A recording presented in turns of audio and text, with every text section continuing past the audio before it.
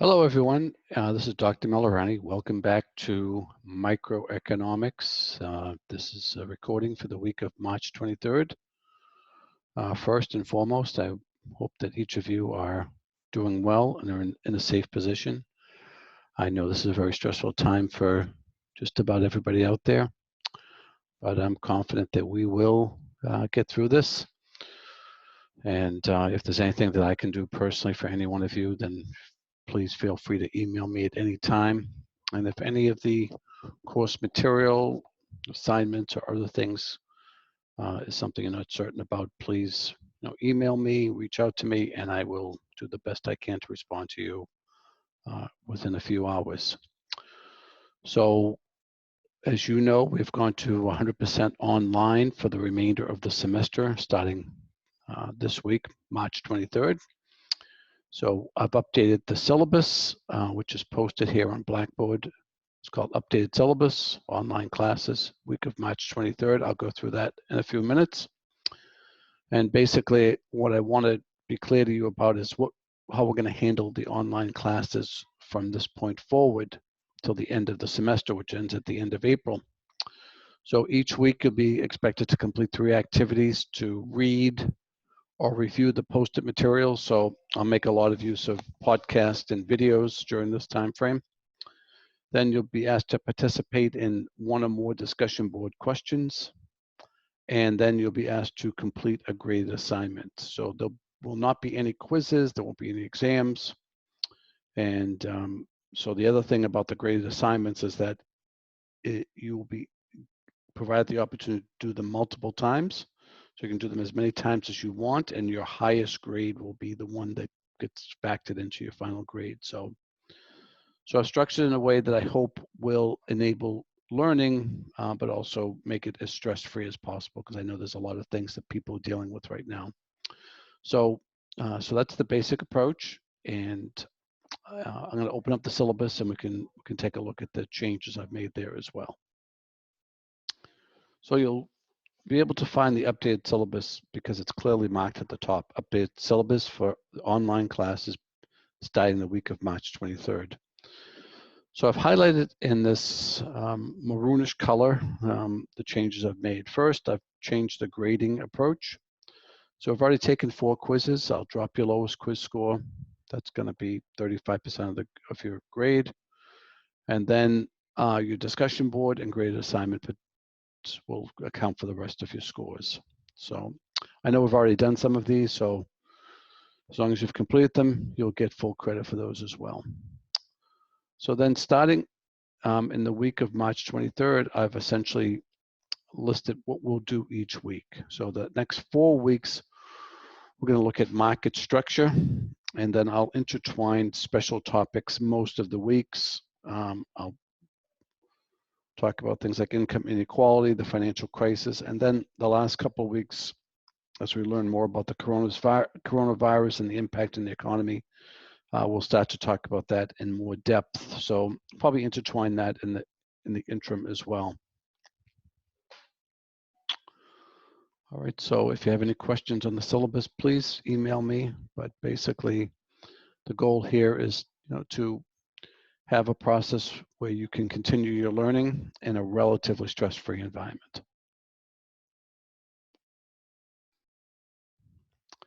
So I've opened up the week of March 23rd folder. So every week you'll see a folder that has content similar to this.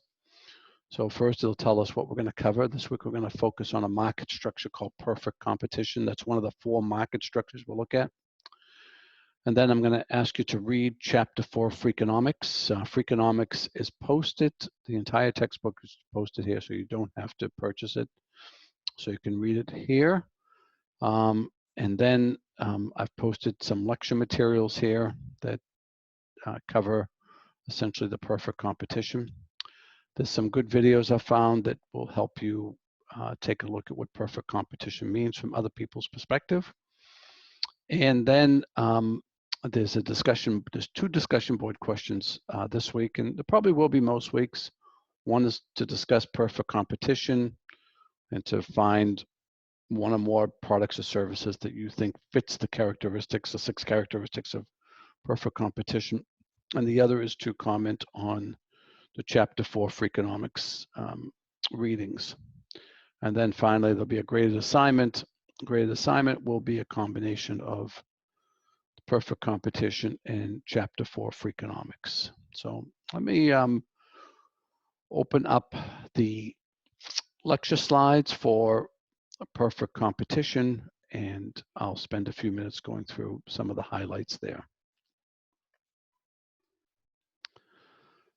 Okay, so this is from the lecture materials, Chapter 12, and as we start the journey of looking at the different market structures, as economists like to depict them, there's really 4 areas we'll look at: perfect competition, monopolistic competition, oligopoly, and monopolies. So we're going to start with perfect competition, and we'll look at the characteristics of that, and look at some examples of what types of products and services might fall into that category.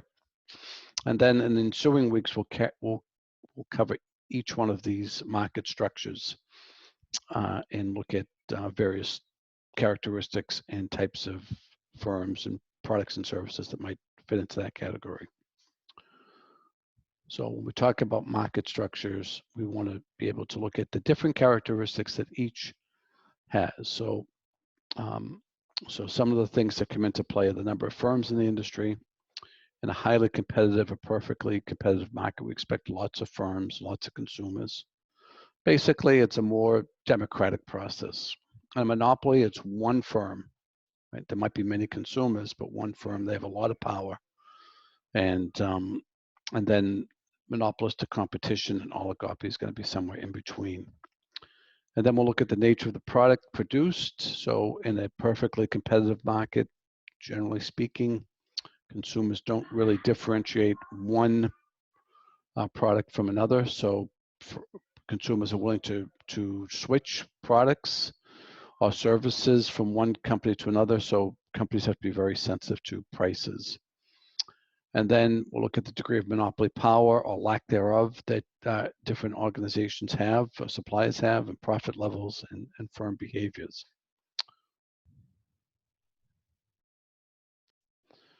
So if we look at this across the spectrum, a hypothetically perfectly competitive market would be one where there is lots of competition. Prices tend to be very low, consumers benefit a great deal. There's easy entry and exit. And then on the other end of the spectrum is a pure monopoly. They have total control. So if someone were to develop a cure, for example, for coronavirus, and they were able to patent it, then they would have a lot of market power today. So, and the pharmaceutical industry, really, their most desirable market position is to be in a pure monopoly. And that's where they can really make a lot of money and have a lot of control. And of course, from the consumer perspective, would like competition.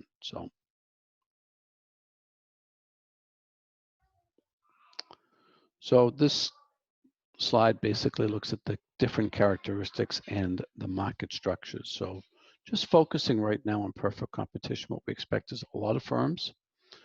We expect a homogeneous product, which is a product that is not differentiated. It's easy to enter and exit the market.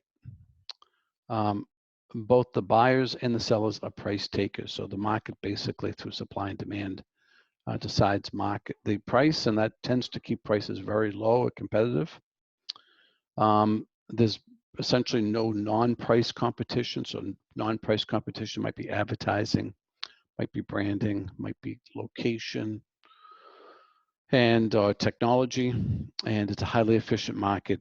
And when we talk about long-term profits, what we expect basically is that they're going to be very low. So, and there aren't many firms products that fall into this category. Agriculture is probably the closest on a consistent basis.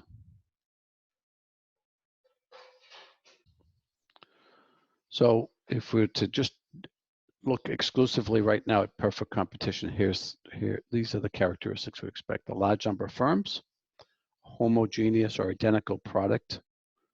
So consumers are really essentially indifferent to the the product and typically are shopping for price. It's easy for both the supplier and the consumer to enter and exit the market. And for the consumer, that really means that there are alternatives, and typically it's not a necessity good. And firms and consumers are both price takers. And basically, because there are lots of producers, there's no one producer who has a significant market share. There's basically a lot of small producers. And the other key thing is that consumers know a lot about the product or service. So there's no disguising what value the consumer is getting. So the ideal market really, when we talk about capitalism, what we'd really like is a perfectly competitive market. Unfortunately, they're relatively rare. And one of the reasons they're relatively rare is that suppliers really are incented to try to keep differentiation or keep control through monopolies. And so they prefer not to be in a perfectly competitive market because it's very difficult to make money in these markets. But basically, when we have a highly competitive market, then typically we don't see a lot of intervention. The markets tend to operate efficiently and through kind of the invisible hand, if you will. So again, here's the characteristics which we've talked about. And buyers and sellers are takers of prices.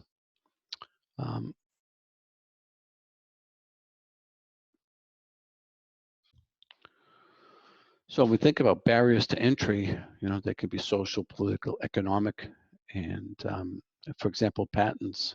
That's a legal intervention that grants rights to suppliers, and that's a barrier to entry. So is licensing requirements, so it can come a variety of different manners. But in a highly competitive or perfectly competitive market, what we don't see is this barrier to entry. So, and we also see that one firm's output is indistinguishable from their competition.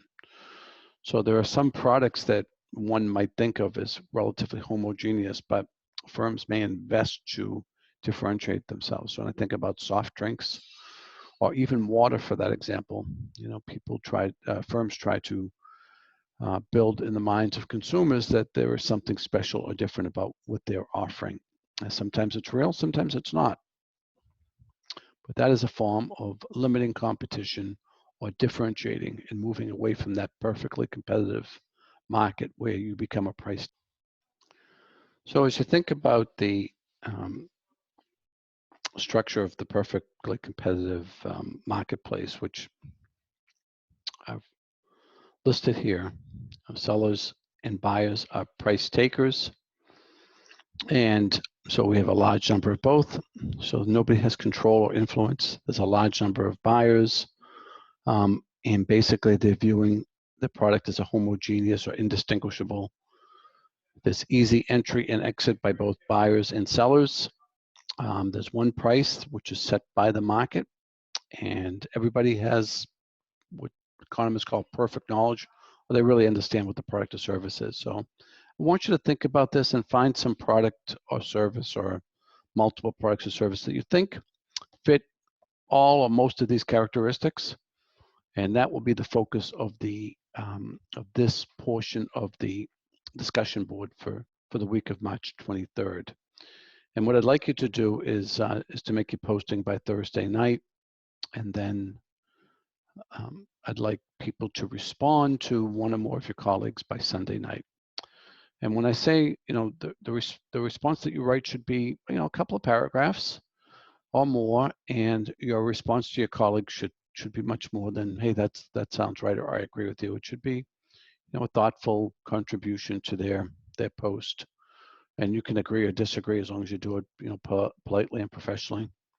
You're trying to help expand their insight and knowledge, or help them affirm that they have some good points there. So, so that's one of the discussion board questions, and the other one focuses on Freakonomics. And from our class discussions that I I think very highly of Freakonomics and their perspective. It helps us to think a little bit differently outside the box about many things. And so I'd like you to read chapter 4 and offer your insights in terms of what you've learned from chapter 4. And then, as I mentioned, the graded assignment will basically be a combination of items from the chapter 12 and from in the textbook and from chapter 4 Freakonomics. So you can open and close that, take that as many times as you want. And all right, so again, I hope you're in a safe place, and I hope that you heed the advice of healthcare professionals, public health officials, and so forth, and minimize your contact with other people. And if there's anything I can do to help alleviate your stress during this time, please feel free to email me. If you have any problems or questions with the course materials, that we can resolve pretty easily. So all the best, and we'll be in touch.